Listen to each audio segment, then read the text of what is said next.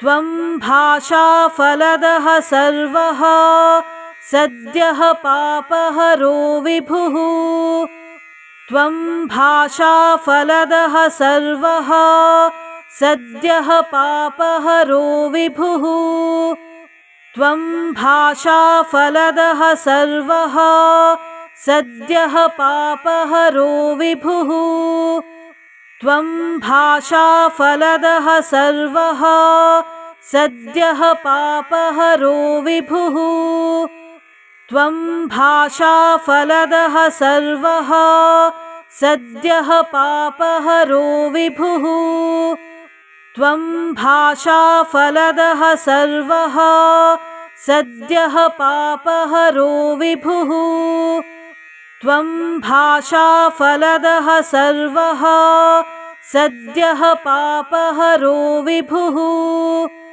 त्वं भाषाफलदः सर्वः सद्यः पापहरो विभुः त्वं भाषाफलदः सर्वः सद्यः पापहरो विभुः त्वं भाषाफलदः सर्वः सद्यः पापहरो विभुः त्वं भाषाफलदः सर्वः सद्यः पापहरो विभुः त्वं भाषाफलदः सर्वः सद्यः पापहरो विभुः।